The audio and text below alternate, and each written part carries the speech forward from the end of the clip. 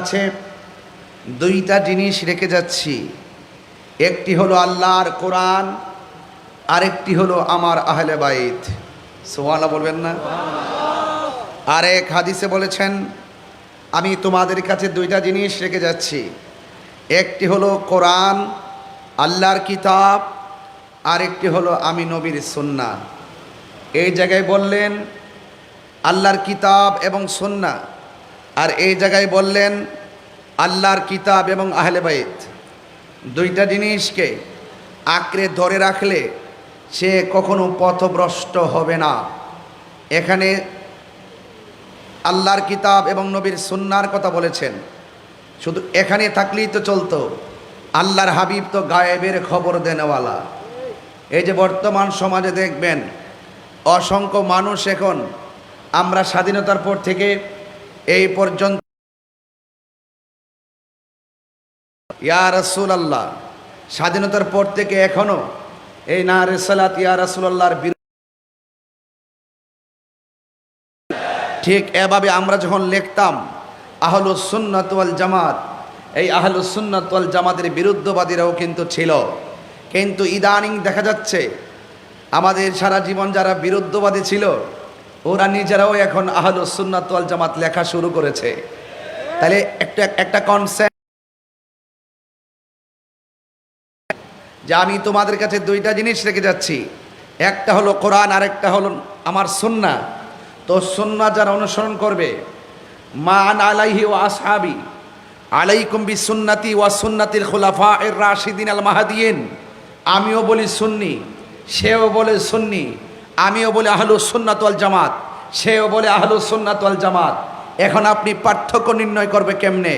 পার্থক্য নির্ণয় যদি করতে হয়, আরবিতে 12টা মাসের মধ্যে 2টা মাস ফলো করলে পার্থক্য খুঁজে পেয়ে যাবেন।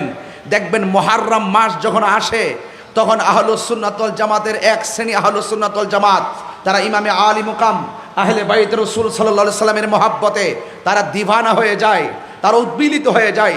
আবার যেমন রবিউল আউয়াল মাস আসে তখন তারা নবী পাক সাল্লাল্লাহু আলাইহি সাল্লামের শুভাগমনের মাসে নবী পাকের প্রেমে তারা উজ্জীবিত হয়ে যায়। তাহলে কনসেপ্ট ক্লিয়ার হয়ে গেল। আল্লাহর হাবিব যে বলেছেন আমি তোমাদের কাছে দুইটা জিনিস রেখে যাচ্ছি, একটা হলো আল্লাহর কিতাব, আরেকটা হলো আমার আহলে বাইত। তার মানে বোঝা গেল সবাই দাবি করতে পারে আহলুস সুন্নাত ওয়াল জামাত। প্রকৃতপক্ষে আহলুস সুন্নাত ওয়াল জামাত তারা হবে যারা আহলে বাইত রাসূলকে দিলে প্রাণে মনে প্রাণে ভালোবাসে। বুঝতে পেরেছেন? এই জন্য দেখবেন আহলে বাইত রাসূল সাল্লাল্লাহু আলাইহি ওয়াসাল্লামের মুহররমের মাস আসলে সবার মুখে এরকম কারবালার আলোচনা শোনা যায় না, আহলে বাইত রাসূল সাল্লাল্লাহু আলাইহি ওয়াসাল্লামের আলোচনা শোনা যায় না, পাকে পাঞ্জাতনের আলোচনা শোনা যায় না, ঈদে মিলাদুন্নবী সাল্লাল্লাহু আলাইহি ওয়াসাল্লাম আসলে এই নবী পাকের শুভ আগমনের আলোচনা শোনা যায় না। অর্থাৎ ক্লিয়ার হয়ে গেল ও মুখে দাবি করে সুন্নি কিন্তু হৃদয়ে মুনাফিকি কথা বলেন, ঠিক কিনা? আর আমরা মুখে দাবি করি সুন্নি, হৃদয়ে রাসূল পাকের সুন্নাহকে ধারণ করি। আমরা মুখে দাবি করি সুন্নি, হৃদয়ে আহলে বাইত রাসূলুল্লাহকে, আমরা আহলে বাইত রাসূল সাল্লাল্লাহু আলাইহি সাল্লামকে হৃদয়ে ধারণ করি। আমরা মুখে দাবি করি সুন্নি, আমরা নবী পাকের শুভ আগমনে আনন্দে উজ্জীবিত হয়ে রাজপথে ইয়া রাসূলুল্লাহ স্লোগান তুলি, কথা বলেন, ঠিক কিনা? নতুন করে কি আর বোঝানো কিছু আছে? এই জন্য কনসেপ্ট ক্লিয়ার করবেন, তাইলে আজকের আলোচনা খুব মজা পাবেন। রাসূল বলছেন আমার আহলে বাইত হলো নূহ নবীর কিস্তির মতো। সুবহানাল্লাহ বলবেন না? আরো বড় করে বলেন সুবহানাল্লাহ। নূহ আলাইহিস সালামের কিস্তির মতন। এই কিস্তির মধ্যে যারা উঠেছিল তারা বেঁচে গিয়েছিল, যারা উঠে নাই প্লাবনে ঢেউয়ে তরঙ্গে ঢেউ পড়ে তারা মারা গিয়েছিল।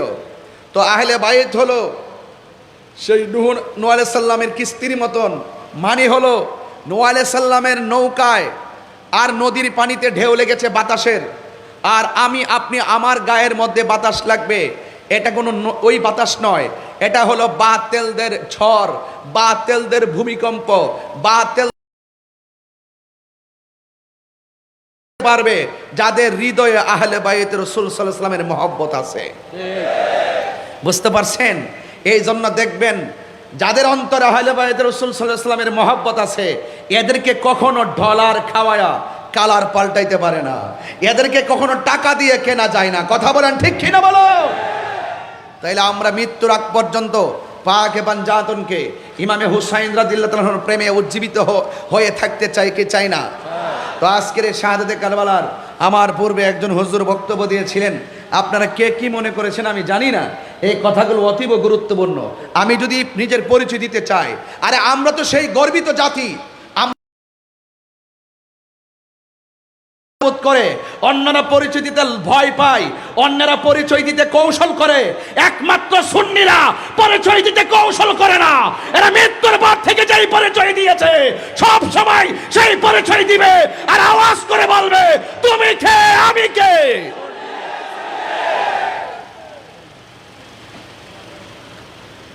আমরা যেহেতু পরিচয় দিতে ভয় পাই না, তার মানে বোঝা গেল এটা সৎ সাহস। এটা কি সাহস? সৎ সাহস। আর যারা নিজেদের পরিচয় তুলে ধরতে লজ্জা পায়, যারা নিজের পরিচয় তুলে ধরতে ভয় পায়, বুঝতে হবে ভিতরে একটা কিন্তু, কতক্ষণ ভিতরে একটা কিন্তু। ইসলাম শান্তির ধর্ম। ইসলাম কি ধর্ম? শান্তির ধর্ম। সেই শান্তির ধর্ম নিয়ে অধর্মের চর্চা করা যাবে না।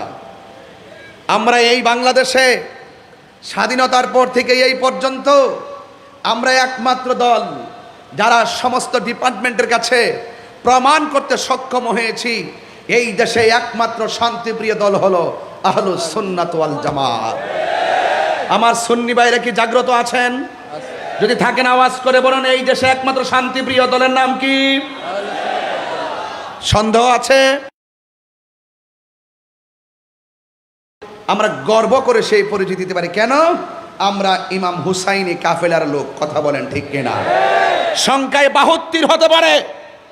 সংখ্যায় কয়জন? 72 হতে পারে, কিন্তু হাজার হাজার মানুষের মোকাবেলায় নিজের অস্তিত্বকে বিসর্জন দেয় নাই, আদর্শকে বিসর্জন দেয় নাই, নীতিকে বিসর্জন দেয় নাই, এবং জীবন চলে যাওয়ার ভয়ে সত্যকে গোপন করে নাই। হককে প্রতিষ্ঠা করার জন্য যিনি রণাঙ্গনে রক্ত ঢেলে দিয়েছিলেন, মরুভূমির শুষ্ক আবালকাময় প্রান্তরকে যিনি রক্ত দিয়ে ভিজিয়েছিলেন, তিনি হলেন ইমামে আলী মুকাম, ইমামে হুসাইন রাদিয়াল্লাহু তাআলা আনহু। কথা বলেন ঠিক কিনা?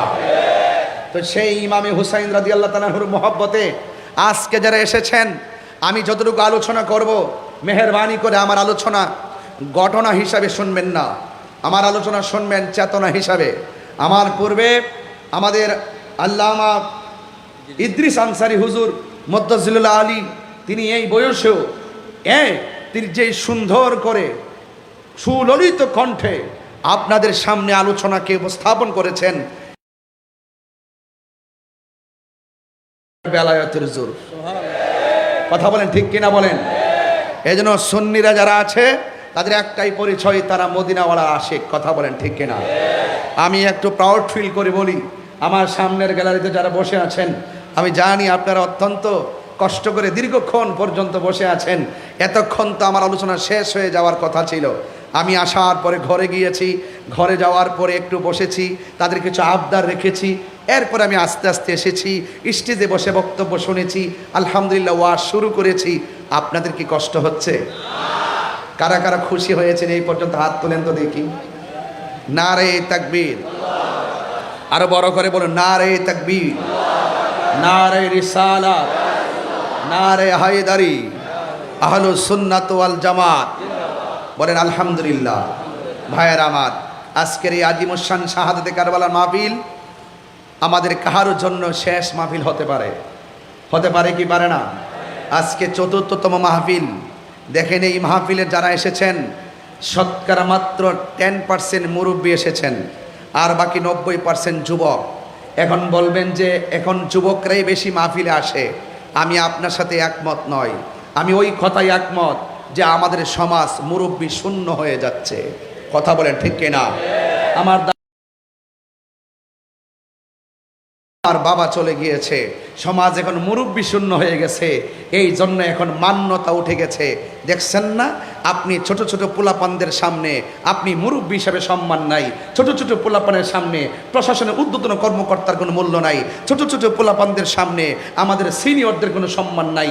যখনই সন্তানের হাতে সংসারের দায়িত্ব চলে যায়, তখন দেখবেন সেই সংসার অশান্তিতে ভুগে। যখন বাবার মূল্য সংসারে থাকে না, যখন সন্তান বাবার উপর দিয়ে মাতবরি করে, সেই সংসার টিকে না। যেখানে সংসার টিকে না, সেখানে একটা রাষ্ট্র টিকতে পারে না। কথা বলেন ঠিক না? ছেলেদেরকে বলবো, আমি তোমাদের মতো একজন। দেখো হাজার হাজার লোক আমাদের সামনে কথা বলছে, হাজার হাজার লোক আমাদের সামনে কথা শুনছে, প্রতি মাসে কয়েক লক্ষ লোকের সামনে কথা বলি। আমাদের কথা কি শুনে না? কাউকে কি টাকা দিয়ে আনতে হয়, ভাড়া করে আনতে হয়? এগুলো আমাদের উলামায়ে কেরামদের প্রতিষ্ঠিত জায়গা। উলামায়ে কেরাম জীবন দিয়ে, শ্রম দিয়ে, ঘাম ঝরিয়ে এই জায়গাগুলোকে আবাদ করেছেন। আদর্শ দিয়ে মাঠকে আবাদ করেন, দেখবেন আপনি কাউকে টাকা দিয়ে আনতে হবে না, ভাড়া করে আনতে হবে না, আপনার আদর্শে উজ্জীবিত হয়ে মানুষ ডাকে চলে আসবে। কথা বলেন ঠিক কিনা বলেন? তো হুসাইন রাদিয়াল্লাহু তাআলা আনহু তিনি কারবালার জমিনে গিয়েছেন, তাজা রক্ত মুবারক ঢেলে দিয়েছেন। তাই বলি কি ঈমানকে বিসর্জন দিয়েছেন? ঈমানকে বিসর্জন দিয়েছেন? ঈমানকে বিসর্জন দেয় নাই। এই জন্য আল্লাহর হাবিব সাল্লাল্লাহু আলাইহি ওয়াসাল্লামকে আমার আল্লাহ বলছেন, ও বন্ধু আপনি বলে দিন। আমার নবী বলেন, আমি তোমাদের কাছে কিছু চাই না, আমি চাই শুধুমাত্র আমার আহলে বাইতের মহব্বত। বলেন না সুবহানাল্লাহ। আরে আহলে বাইতের মহব্বত, তার মানে প্রমাণ হয়ে গেল মহব্বত আর ইবাদত এক জিনিস না। ইবাদত তো ইবলিসে করেছে, 9.5 লক্ষ বছর ইবাদত করেছে, এমন কোনো জায়গা নেই সেজদা করে নাই। এরপরও লানতের শিকল তার গলায় কেন লাগলো? একটা মাত্র কারণে, সে আমার আল্লাহর হুকুম অমান্য করেছে এবং অহংকার করে বসেছে। কথা বলেন ঠিক কিনা বলেন? তাইলে বোঝা গেল মহব্বত ভিন্ন জিনিস, মহব্বত আর ইবাদত এক জিনিস না। রাসূল করিম সাল্লাল্লাহু আলাইহি ওয়াসাল্লাম বলেছেন, মান আহাব্বাল হাসানা ওয়াল হুসাইনা ফাকাদ আহাব্বানি, যে আমার হাসান হুসাইনকে ভালোবাসলো সে যেন আমি নবীকে ভালোবাসলো। বলেন না সুবহানাল্লাহ। নবীর এক প্রিয় সাহাবী তিনি বলছেন, আমরা নবী পাকের সঙ্গে ছিলাম, আমরা দেখেছি নবী পাকের 2 কাঁধ মুবারকে 2জন সন্তান বসা। একজনের নাম হলো ইমামে হাসান মুজতবা রাদিয়াল্লাহু তাআলা আনহু, আরেকজন হলো ইমামে আলী মুকাম, ইমামে হুসাইন রাদিয়াল্লাহু তাআলা আনহু। চিৎকার মেরে কন্যা আল্লাহু আকবার। তাহলে ইমামে হুসাইন রাদিয়াল্লাহু তাআলা আনহুর শিরোনামে আজকের যে কাফেলা, এই কাফেলা দেখে সত্যিকার অর্থে শুধু চিকদাইর হুসাইনি কাফেলা শুধু নামে নয়, আজকে আশেকে রাসূলদের উপচে পড়া ঢেউ প্রমাণ করেছে আমরা শুধু লেখাই বিশ্বাসী নয়, আমরা কাজে বিশ্বাসী। কথা বলেন ঠিক কিনা? আমার ভাইয়েরা, আল্লাহর হাবিব সাল্লাল্লাহু আলাইহি ওয়াসাল্লাম তিনি এইভাবে মাটির মধ্যে উপুর হয়ে পড়লেন, হাত মুবারকটা 2টা পা বানাই দিলেন, নিজের হাঁটু মুবারকটাকে 2টা কদম মুবারক বানাই দিলেন। ঘোড়ার যেমন 4টা পা থাকে, আল্লাহর হাবিব সাল্লাল্লাহু আলাইহি ওয়াসাল্লামের হাত এবং কদম মুবারক তিনি জমিনের মধ্যে বিছিয়ে দিলেন। আর হাঁটু মুবারকের নিচে হলো একদম কণা কণা পাথর, ওই পাথরের উপরে এভাবে তিনি বিছিয়ে দিলেন। আল্লাহর হাবিব সাল্লাল্লাহু আলাইহি ওয়াসাল্লামের পিঠ মুবারকে 2টা সন্তান বসে গেছে। একজনের নাম হলো ইমামে হুসাইন, আরেকজনের নাম হলো ইমামে হাসান রাদিয়াল্লাহু তাআলা আনহুমা। রাসূল করিম সাল্লাল্লাহু আলাইহি ওয়াসাল্লাম তখন বললেন, দেখেছো তোমাদের বাহনটা কতই না সুন্দর, আর এর চাইতে আরো কত সুন্দর ওই বাহনের উপর কত সুন্দর 2জন আরোহী, একজন ইমাম হাসান আরেকজন ইমাম হুসাইন। চিৎকার মেরে কন্যা সুবহানাল্লাহ।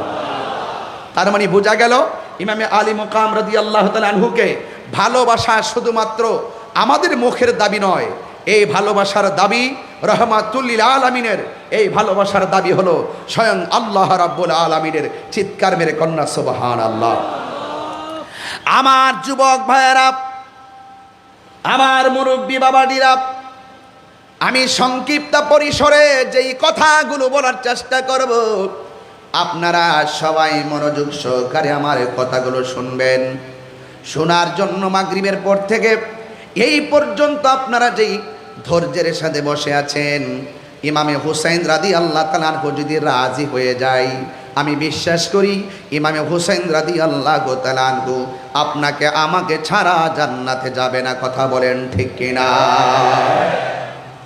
আমার ভাইয়েরা, আল্লাহর হাবিব সাল্লাল্লাহু আলাইহি ওয়াসাল্লাম আখাযা বিয়াদি হাসানিন ওয়া হুসাইনিন, আমার নবী একদিন হাসান হুসাইন রাদিয়াল্লাহু তাআলা আনহুমার 2 হাত মুবারকের মধ্যে এইভাবে ধরলেন। আমার নবী, আপনার নবী এইভাবে ধরলেন। ধরার পরে আমার নবী বলেন, পৃথিবীর মানুষ, তোমরা যদি আমি নবীকে ভালোবাসতে চাও আমার হাসান হুসাইনকে তোমরা ভালোবাসো। শুধুমাত্র তাই নয়, ওয়া আবাহুমা, তাদের বাবাকে ভালোবাসো। শুধুমাত্র তাই নয়, ওয়া উম্মাহুমা, তাদের মা জননীকে ভালোবাসো। তাদের বাবাকে শের খুদা, মুশকিল কুশা, হায়দার কাররার, হযরতে মাওলা আলী রাদিয়াল্লাহু তাআলা আনহু তিনিকে বোঝানো হয়েছে তা হযরতে মাওলা আলীকে ভালোবাসো। এখন প্রশ্ন হলো, হুজুর মাওলা আলী রাদিয়াল্লাহু তাআলার মর্তবা কি? আমার নবী, আপনার নবী বলেছেন, আনা মাদিনাতুল ইলমে ওয়া আলীকুন বাবুহা। আমার নবী বলেন, আমি নবী হইলাম এলেমের শহর, আর আমার আলী হলো সেই শহরের দরজা। আর বড় করে বলেন না সুবহানাল্লাহ। এরপরে আমার নবী, আপনার নবী বলেন, মান আহাব্বা আলিয়ান ফাকাদ আহাব্বানি ওয়া মান আহাব্বানি ফাকাদ আহাব্বাল্লাহ। আমার নবী বলে, ও পৃথিবীর মানুষ, তোমরা যারা আমার আলীকে যারা ভালোবাসবে, তারা যেন আমি নবীরে ভালোবাসলো।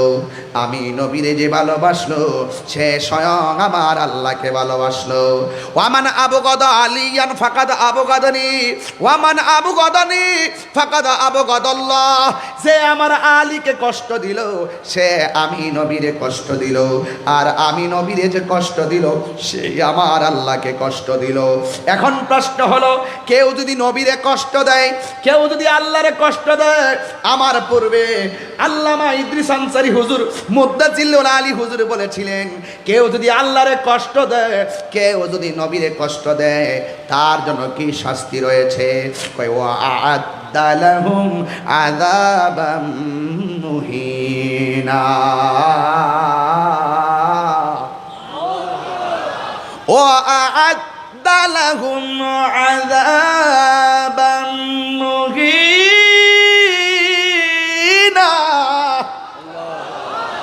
আল্লাহ রাব্বুল আলামিন বলেন, যারা আল্লাহকে কষ্ট দিবে আর আমার বন্ধু নবীর কষ্ট দিবে, তাদের জন্য শুধুমাত্র শাস্তি নয়, আযাবাম মুহিনা মানে হলো এদের জন্য অপমানজনক শাস্তি রয়েছে। কথা বলেন ঠিক কিনা? অপমানজনক শাস্তি। এই জন্য আমার যুবক ভাইয়েরা, মাওলা আলী হায়দার মুশকিল কুশা, শের খুদা মাওলা আলী রাদিয়াল্লাহু তাআলা আনহুর ব্যাপারে আমার নবী বলেন, পৃথিবীর মধ্যে অনেক দিকে তাকানো ইবাদত, আর আমার আলীর দিকে তাকানো হলো ইবাদত। জোরে কোন সুবহানাল্লাহ।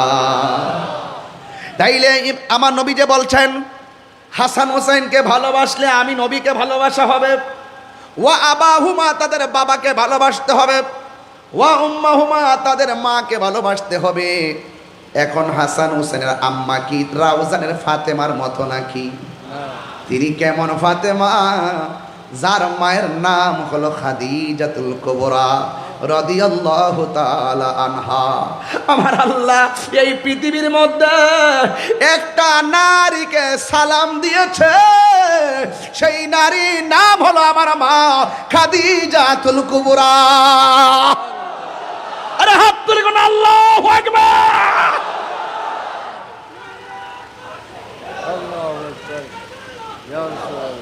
আল্লাহু আকবার বলেন। এই জন্য আমার যুবক ভাইয়েরা, আমার কথাগুলো উড়িয়ে ফেলে দিবেন না। এই ছোট ছোট কথাগুলো যদি হৃদয়ের মধ্যে ড্রাফটস করতে পারেন, এই ড্রাফটসটা হয়ে যাবে আপনার ইমানের ফাউন্ডেশন। ফাউন্ডেশন আছে বলেই উপরে সামিয়ানাগুলা টিকে আছে। ফাউন্ডেশন মানে হলো খুঁটি। এই খুঁটি না থাকলে পর্দাটা টানানো যেত না।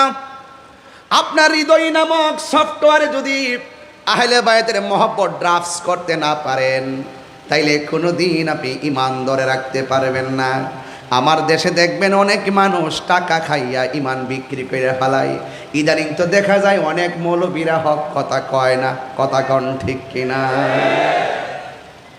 হক কথা কয় না, হক কথা বলে না। চেয়ার পাইলে হক কথা বলা বন্ধ করে দেয়, টাকা পাইলে হক কথা বলা বন্ধ করে দেয়। আর আমি তাহির হুজুর 11 মাস ধরে চিল্লাইতাছি, প্রতি মাহফিলে মাহফিলে চিল্লাইতাছি, আরে বাবা হক কথা বলা বন্ধ করবেন না। ইসলাম জিন্দা হতা হয় হর কারবালা কে বাদ। আরে গাছের গোড়ায় পানি দিলে গা সতেজ হয়। আমরা জানি খানকায় বসে ধ্যান করার নামও ইসলাম, আবার এটাও জানি আবার রাজপথে শুধুমাত্র লাঠি নিয়ে হাঁটার নাম ইসলাম নয়, মাঝে মাঝে তলোয়ার নেওয়ার নামও ইসলাম। কথা বলেন ঠিক? 26 তারিখটা একটা মিস কল দিছি মাত্র। চেয়ারম্যান সাহেব, 26 তারিখ ঢাকার প্রেস ক্লাবে শুধু একটা মিস কল দিয়েছি মাত্র। এই দেশে 65% কেন 75% তরিকাপন্থী সুন্নি মুসলমান। কথা বলেন ঠিক কিনা বলো? এদেরকে বাদ দিয়ে কোনো সিদ্ধান্ত হবে না। কথা বলেন ঠিক কিনা বলেন? এদেরকে মাইনাসের ফর্মুলাই এই দেশে কখনো হক কায়েম হবে না, এই দেশে কখনো শান্তি আসবে না। এই দেশে একমাত্র শান্তির বার্তা ঘরে ঘরে পৌঁছে দেওয়ার মিশনের নাম আহলুস সুন্নাত ওয়াল জামাত। জামাত, আহলুস সুন্নাত ওয়াল জামাত। কথা বলেন ঠিক কিনা?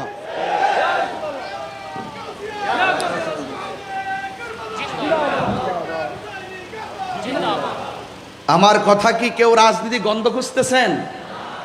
তাহিরির সঙ্গে রাজনীতি গন্ধ খুঁজে কোনো লাভ নাই।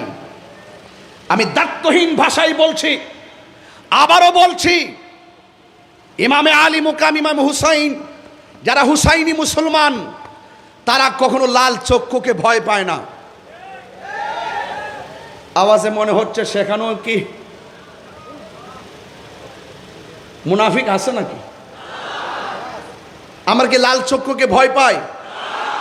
কেন ভয় পাই না? একটা মাত্র কারণে ভয় পাই না, আমাদের সুন্নিদের চোখের মধ্যে আছে মদিনাওয়ালার সবুজ গম্বুজের দৃশ্য মোবারক। টাকা দিয়ে আমাদেরকে কেনা যায় না, তবে সুন্নিদেরকে আর সুন্নিদেরকেও বলি, আমরা ঐক্যবদ্ধ হওয়ার সুবর্ণ সুযোগ। এই মুহূর্তে ঐক্য হন। ঐক্য যদি না হন, ওই কারবালা যেভাবে করছে এভাবে ধাপে ধাপে আমাদের অনেক ক্ষতি হবে। 90টা মাজার ভেঙ্গেছে, খ্রিস্টানরা ভেঙ্গেছে? এই কথা বলেন, খ্রিস্টান ভেঙ্গেছে? ইহুদিরা ভেঙ্গেছে? হিন্দুরা ভেঙ্গেছে? কারা ভেঙ্গেছে জবাব দেন? কারা ভেঙ্গেছে জবাব দেন? কেন ভাঙলেন আপনি? আপনার ভালো না লাগলে আপনি না যাবেন। কথা বলেন ঠিক কি না বলেন? আপনার ভালো না লাগলে আপনি না যাবেন। যেহেতু এই দেশের মধ্যে ইসলাম আনছেন আল্লাহর ওলিগণ, সেই আল্লাহর ওলিদের মাজার আমরা জিয়ারত করতে যাই। জিয়ারত করা সুন্নতে রাসূল, আমরা জিয়ারত করি। নবী জিয়ারতের কথা বলেছেন, আমরা ওলি আল্লাহর ওসিলা করে আল্লাহর কাছে বলি। এটা কোনো দলিলের বাইরে নয়। যদি কোনো জায়গায় শরীয়ত বহির্ভূত কাজ হয়, আপনার দায়িত্ব ছিল সেই শরীয়ত বহির্ভূত কাজগুলোকে বন্ধ করা। মাথা ব্যথা হয়েছে, আপনার প্রয়োজন ঔষধ খাওয়া। মাথা ব্যথা হয়েছে বলেই গলা কেটে ফেলে দিবেন না। কোনো মাজারে যদি অসামাজিক কাজ হয়, আমরা প্রতিহত করব।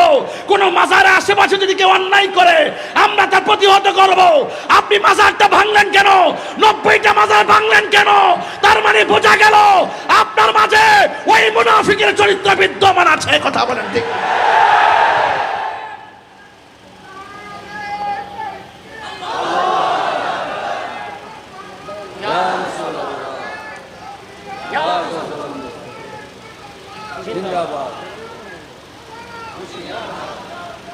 আমার ভাইয়েরা, এখন বলবেন যে আমি অতিরিক্ত কথা বলি। আপনার বিবেককে জাগ্রত করুন। বিবেক হলো সবচাইতে বড় আদালত। বিবেক সবচাইতে বড় আদালত। তাহলে বোঝা গেল যুগে যুগে যুগে যুগে যুগে যুগে মুসলমানদের সবচাইতে বেশি ক্ষতি করছে মুসলমান। ওয়াজ বুঝেন তো?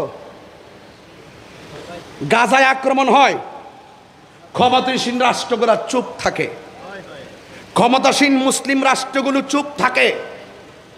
কথা কোন ঠিক কিনা? তার মানে বোঝা গেল এখানেও বিভিন্ন ধরনের মুনাফিকি লুকায়িত। আজকে কারবালার ঘটনা পানি বন্ধ করছে কারাই? খ্রিস্টানরা বন্ধ করছে। আমার দেশের মাজারগুলো খ্রিস্টানরা ভাঙছে। তাহলে বুঝেন না, একটা আরেকটার সঙ্গে খুব ওতপ্রোতভাবে জড়িত। ওই কারবালার মাঠ থেকে দুইটা ভাগ হয়ে গেছে। এই ভাগের রক্ত যার মধ্যে আছে সে হুসাইনি চেতনায় কথা বলে, ওই পাশের রক্ত যার ভিতরে কাজ করেছে এজিদের পক্ষে কথা বলে। বহুত লোক আমার মতন মাইক ধরে এজিদকে বলে রহমাতুল্লাহ আলাইহি। এজিদের নাকি কোনো দোষ নাই, আল্লাহর ওলি। এজিদের সরাসরি তাই অংশগ্রহণ ছিল না। এজিদ একবারে ওলি ওলি ওলি ওলি ওলি।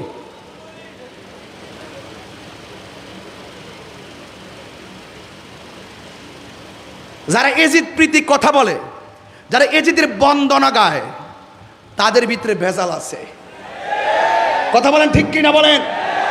এ কারবালার, আমার কথা কি বেশি করা হয়ে যাচ্ছে নাকি? আবার আমি তো ব্রাহ্মণবাড়ির মানুষ, তো ওই আমার ব্রাহ্মণবাড়ির প্রশাসন আমার ভাই আপনাদের এলাকায়, তাই এই জন্য আমি খাইতে বসে বলছি যে ভাই আমরা রক্তটা তো একটু ভিন্ন, আমরা তো হক কথা বলতে ভয় পাই না, এটা স্বাভাবিক ব্যাপার। আমি আমার বাপকে নিয়ে এখন কথা বলবো না, আমার আধিপত্য নিয়ে কথা বলবো না, আমি হক কথা বলবো। আজকে কারবালার ঘটনাটা যদি খ্রিস্টান ঘটাইতো, মনটাতে বুঝ দিতাম রে। মুসলমান মুখে দাঁড়িয়ে আছে, মাথায় পাগড়ি আছে, ফুরাতের পানি দিয়ে উজু করেছে, আবার জামাতের সাথে নামাজ পড়েছে, কপালে দাগ ফেলে দিয়েছে, আবার তারাই ইমামে আলী মুকামের গলার মধ্যে ছুরি চালিয়ে দিয়ে মরুভূমির বালিকে বিজিয়ে দিয়েছে, আর আপনি বলবেন তাদের দোষ নাই? এটা হতে পারে না, এটা হতে পারে না। এই জন্য আজকে রাউজানের মানুষ বড় ভাগ্যবান, এত সুন্দর পরিবেশ নিয়ে আজকে আমার আজকে কথাগুলো শুনছেন।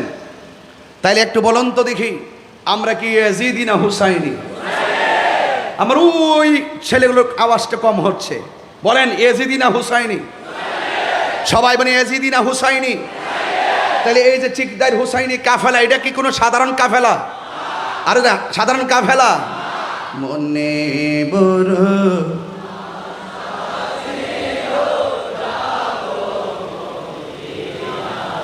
সবাই তো পারেন দেখা যায়, একটু বলেন মনে বড় যাব মদিনায়, সালাম আমি করব গিয়ে, সালাম নবীজির যায়, মনে বড় আশা ছিল যাব মদিনায়, মনে বড়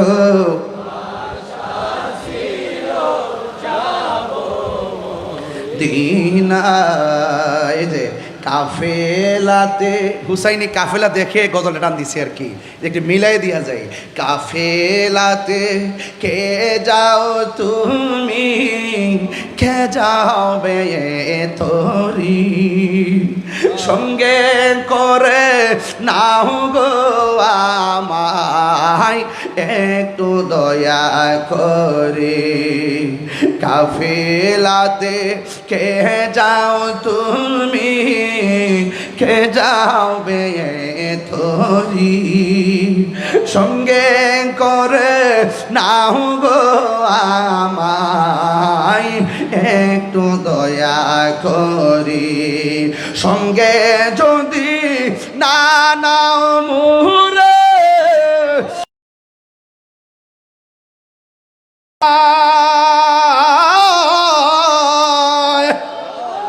আমার সালাম পৌঁছে দিও, আমার নবীজির যায়, মনে বড় যাব মদিনায়, মনে বড় আশা যাব মদিনা। আরব সাগর পাড়ি দিব, সঙ্গে নাই মোর তরি, পাখি নয়তো উড়ে যাব ডানাতে ভরে করি, আরব সাগর পাহাড়ি দিব, সঙ্গে নাই মোর তরি, পাখি নয়তো উড়ে যাব ডানাতে ভর, হাত তুলে না, ডানাতে ভরে করি, সঙ্গে যদি না নাও মুহুরে গিয়ে মদিনা,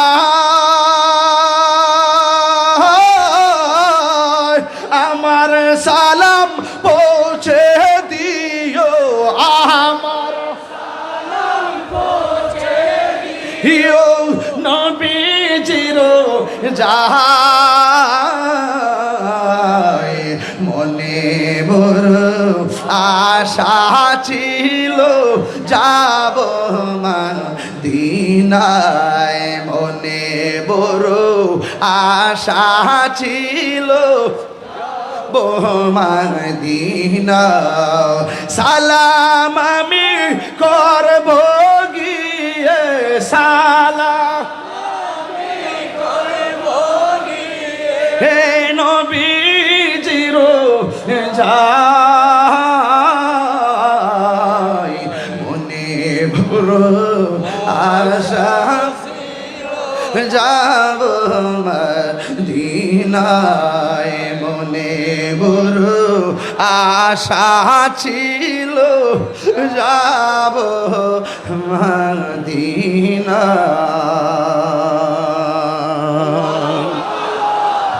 কি দিয়া ওয়াজ বুঝাবো, স্বাদ আছে সাধ্য নাই।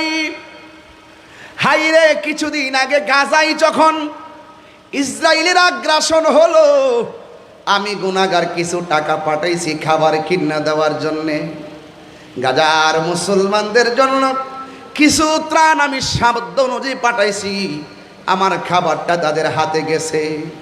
কিন্তু দেখেন আবার আমার দেশ থেকে গৌসিয়া কমিটি বাংলাদেশ, আহাইরে এশিয়া উপমহাদেশের মধ্যে কে মানবিক সংস্থার নাম গাউসিয়া কমিটি বাংলাদেশ, যেই করোনায় সন্তান মাকে ধরে না, সেই করোনায় গাউসিয়া কমিটি বাংলাদেশের ছেলেগুলা ওই হিন্দুদেরকে সৎকার করেছে, মুসলমানদেরকে গোসল করাইয়া দাফন করাইছে। কথা কোন ঠিক কিনা?